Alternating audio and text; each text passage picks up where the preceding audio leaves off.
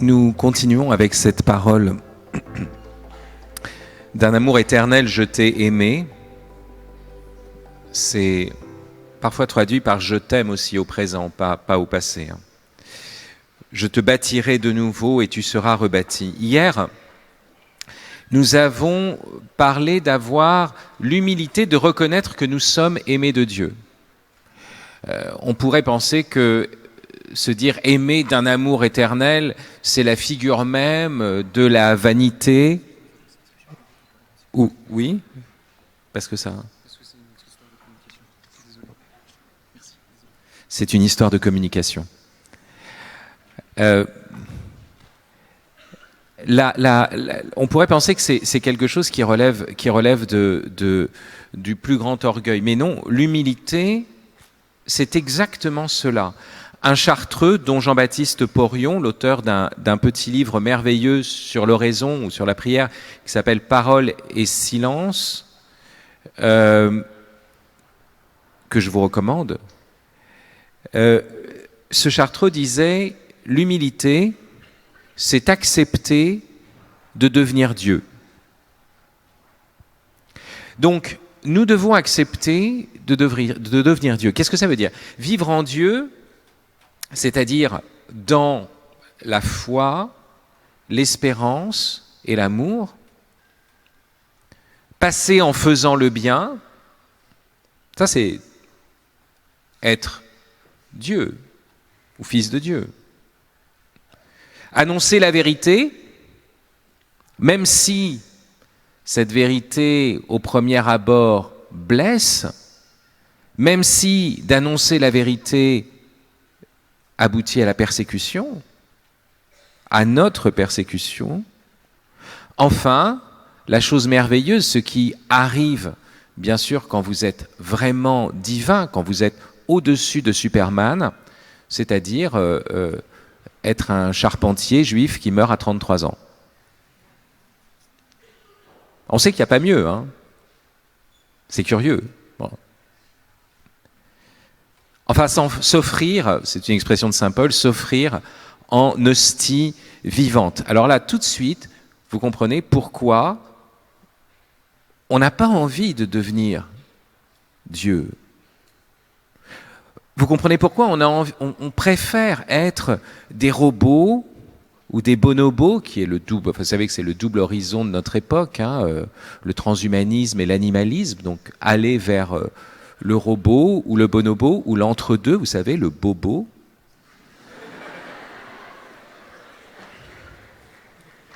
Ce qui... Non, j'ai pas beaucoup de temps, donc s'il vous plaît, n'applaudissez pas. Surtout quand je fais des punchlines un peu nazes comme ça, enfin voilà, au bout d'un moment, enfin voilà. Au fond, on préfère une mort douce à cette vie divine, mais dramatique, mais dure, mais difficile. Oui, une mort douce plutôt que cette vie qui est la vraie vie et qui est dramatique. Donc vous voyez, première humilité, accepter de devenir Dieu, c'est ça le premier dessein de Dieu sur nous.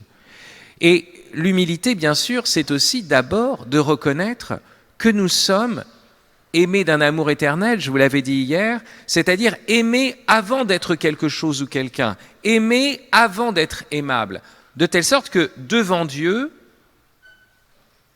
je n'ai aucun titre à brandir.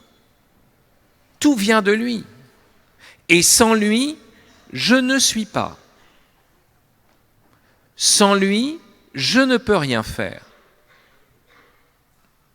Je serais, si je prétendais faire sans lui, comme le fleuve, qui voudrait être quelque chose sans la source et sans l'océan. Donc, l'humilité, c'est de reconnaître que Dieu nous aime avant que nous soyons quelque chose ou quelqu'un. Et nous ne pouvons pas bomber le torse devant lui en lui disant « c'est normal que tu m'aimes, j'ai ceci ou ça ». Tout vient de lui. Qu'avons-nous que nous n'ayons reçu de lui ? Mais il faut aller encore un peu plus loin. L'humilité aussi, puisque Dieu nous aime de cet amour éternel, c'est de nous laisser transformer, de le laisser œuvrer en nous. Et c'est la parole d'aujourd'hui, la suite du verset de Jérémie, « Je te bâtirai de nouveau ». Bonne nouvelle, et derrière, eh bien, mauvaise nouvelle aussi. Parce qu'ici, il s'agit de reconnaître que si nous avons à être bâtis de nouveau, c'est que nous avons été d'abord détruits. Que Dieu nous a déjà bâtis, et vous savez que ce verbe, c'est le verbe qui est employé pour la création de la femme. L'homme, il est juste modelé à partir de l'argile, la femme est bâtie à partir du côté de l'homme. Vous voyez, c'est une œuvre plus parfaite. En tout cas, le verbe, c'est pas le simple modelage, vous voyez, c'est un verbe architectural. C'est pour ça que les femmes sont si belles, si vous voulez. Alors, mais on a été bâtis au commencement, mais il y a eu une destruction. C'est pour ça que la parole nous dit cela. Bâtir de nouveau, ça veut dire qu'il y a eu une destruction. Et il y a eu deux choses. Non seulement j'ai été détruit quelque part, dévasté, mais j'ai moi-même démoli. Je me suis démoli. Et oui, je suis fait à l'image de Dieu et j'ai démoli le portrait. La bonne nouvelle de la miséricorde sous-entend toujours la mauvaise nouvelle de notre misère. Et l'humilité, c'est là. C'est aussi là. Nous ne sommes pas ici dans les pseudo-sagesses du bien-être. Les différentes méthodes, vous savez, le Ho'oponopono. On ne sait pas quoi faire pour en trouver des nouvelles, vous savez. Alors on est allé chercher à Hawaï, et donc il y a maintenant le Ho'oponopono, comme vous le savez. N'importe quoi. Et vous voyez, derrière ça, ça veut dire toujours que le mal est à l'extérieur et que je cherche ma tranquillité intérieure. Or, ici, on nous rappelle que le mal n'est pas d'abord hors de nous, mais en nous. Et on nous rappelle que le bien n'est pas d'abord en nous, mais transcendant à nous. Ça, c'est chrétien. Parce que le Seigneur ne nous voit pas, quand il parle de notre salut, comme des sortes d'êtres passifs qu'il s'agirait de sauver comme on sauve, vous voyez, un paquet de l'inondation. Vous voyez, le sauver, aller au paradis, c'est être pris, vous voyez, par une sorte d'hélicoptère de sauvetage qui nous transporte dans un lieu à l'abri. C'est pas cela. Le salut, c'est être rendu participant de la vie divine. Ça veut dire agir divinement, ici et maintenant.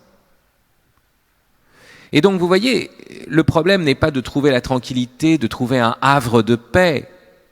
Ici, c'est d'abord de découvrir comment j'ai mal agi, comment j'ai désagi, comment j'ai omis d'agir divinement, comment, au lieu de faire, j'ai défait. Et accueillir la source pour faire avec elle. Vous voyez, il ne s'agit pas de chercher un apaisement passif, mais d'être actif en Dieu. Et c'est cela que nous révèle le péché. C'est que Dieu attendait de nous une action. Et qu'au lieu de créer, nous avons décréé. Au lieu de faire, nous avons défait.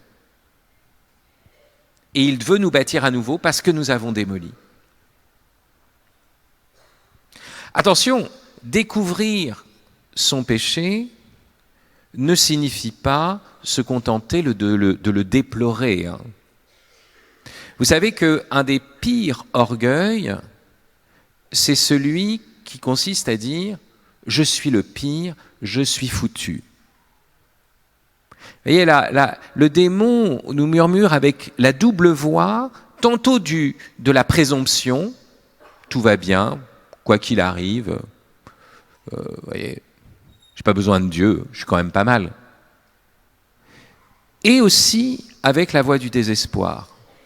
De toute façon, tu es foutu, il n'y a rien à faire. Regarde ton péché. Mais non, vous connaissez cette double parole très importante. L'une qui vient de saint Paul, « Ma conscience ne me reproche rien, mais cela ne veut pas dire que je suis juste devant Dieu. » Et une parole de Jean qui est exactement opposée, « Si ton cœur te condamne, Dieu est plus grand que ton cœur. » Ça veut dire que nous pouvons nous condamner, mais vous comprenez, se condamner définitivement, soi-même, au nom de son péché, de sa misère, je suis une merde, etc., c'est encore se placer en juge. Et en juge ultime, c'est de l'orgueil.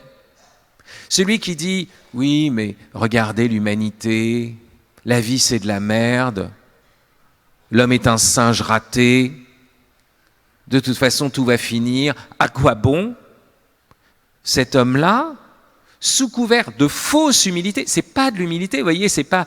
Il se rabaisse, semble-t-il, mais en réalité, il est dans l'orgueil parce qu'il se juge lui-même et il a prononcé la sentence définitive sur l'humanité. Nous n'avons jamais le dernier mot. Nous n'avons que l'avant-dernier mot, et peut-être même l'antépénultième. Vous connaissez ce mot? Ici, il s'agit sans doute de reconnaître l'abondance de son péché, mais pour s'ouvrir à la surabondance de la grâce. Il s'agit, vous connaissez, ce qu'on cherche, c'est l'élévation. Et la parole qui nous guide, c'est « qui s'abaisse sera élevé ». L'humilité vise l'élévation. Il ne s'agit pas d'une négation de soi. La reconnaissance de son péché vise la grâce. Il ne s'agit pas simplement de se condamner soi-même. Il s'agit de déposer notre fardeau aux pieds du Seigneur pour vivre en fils de Dieu. Et c'est le terme, vous ne le savez pas parce que vous lisez la Bible en français, mais si vous la lisiez en hébreu, vous découvririez que derrière ce verbe, bâtir, Bana, en hébreu, c'est la racine primaire qui donne le mot ben, fils. Être bâti, ici, ça a le sens d'être fils. Ou fille. Soyons inclusifs. Comment est-ce que nous nous démolissons ? Eh bien, tout simplement en construisant nos vies. Et c'est ça la démolition. C'est de prétendre construire la vie par nous-mêmes. De la contrôler entièrement. D'être l'alpha et l'oméga de sa propre vie. D'être dans l'auto-construction, l'auto-référentialité. C'est le fantasme du self-made man, le fantasme de l'homme augmenté par sa propre technologie, c'est le fantasme de la bête immortelle. Vous savez que nous on cherche pas l'immortalité, hein, vous le savez, on est des chrétiens, on parle de résurrection. Et ouais, quand on nous annonce la résurrection, vous voyez, tout d'un coup, on tremble, parce que c'est l'affirmation qu'on passe par la mort. Pour faire un bon ressuscité, il faut d'abord être un bon mort. Il n'y a pas d'occultation de la mort dans le christianisme, hein, mais pas du tout. Enfin, le fantasme de l'exploiteur aveugle de la nature et de sa propre nature humaine. Et c'est ce que dit Jérémie. Au chapitre 7, verset 31, vous avez ce passage qui fait des variations sur le mot « bana », le verbe, cette racine hébraïque qu'on entend ici, « je te bâtirai de nouveau et tu seras rebâti », c'est ce verbe-là. Mais voilà le même verbe qui est employé de cette façon-là. Ils ont, mon peuple, les gens de mon peuple, ils ont bâti les hauts lieux, Bâtir, c'est banar. Les hauts lieux, c'est bamar. C'est intéressant, il n'y a que des jeux de mots ici. Les hauts lieux de Tophet. Tophet, c'est le bûcher, l'endroit où on brûle. Dans la vallée de Ben c'est la même racine que banar, dans la vallée de Ben Hinnom, ça veut dire le fils de la lamentation, pour brûler au feu leurs fils et leurs filles. Ben et Bat, qui viennent de banar aussi. Ce que je n'avais point ordonné, ce à quoi je n'avais point songé. Nous avons construit, nous, des hauts lieux d'idolâtrie. Nous avons bâti les lieux de l'idolâtrie. Nous avons préféré l'œuvre de nos mains au don de la vie. Et c'est pour ça que nous sommes prêts à immoler nos fils et nos filles à cette œuvre de nos mains. Vous me dites, mais à quoi ça correspond ? On n'est plus à l'époque de la divinité Moloch où on brûlait les enfants. Mais regardez notre vie de consommation qui implique l'avortement. Regardez, indépendamment même de cela, la dénatalité en Europe, qui veut dire que les populations européennes, si on continue avec ce taux de fécondité, disparaîtront en 2250. Nous sommes en plein suicide démographique. Donc, pourquoi ? Pour regarder nos séries télévisées, pour vivre anesthésiés, pour être tranquille avec tout ce que nous avons construit. Donc, ce que nous voyons là, c'est une description exacte de ce que nous avons bâti des hauts lieux pour brûler au feu nos fils et nos filles. Ça, nous le faisons. Jérémie va le dire encore autrement, au chapitre 2. « Mon peuple a commis 2 crimes. Ils m'ont abandonné, moi, la source d'eau vive, pour se creuser des citernes et des citernes lézardées. » Vous savez que la citerne est au cœur du livre de Jérémie. C'est aussi au cœur de nos problèmes d'eau, peut-être aujourd'hui et demain, avec la sécheresse, le réchauffement climatique, etc. Et il y a non seulement cette annonce au chapitre 2, mais on sait qu'au chapitre 38 de Jérémie, chapitre 38, Jérémie lui-même va être jeté dans une citerne. Et précisément dans une citerne lézardée. Qu'est-ce que c'est que cette citerne lézardée ? Vous voyez, c'est parce qu'on nous dit que Jérémie entre dans cette citerne prisonnier, on n'a pas voulu l'entendre, il patauge dans la boue, on dit que c'est de la vase, vous voyez. Donc voilà, ce qui reste dans une citerne lézardée, c'est de la boue. Mais ce qui est très beau, c'est qu'on découvre qu'à l'intérieur de la citerne lézardée que nous sommes devenus, le prophète est encore là. Nous pouvons encore l'entendre. D'ailleurs, il suffit de voir que c'est une citerne lézardée pour se dire qu'il y a un problème et qu'on est passé à côté de l'eau vive.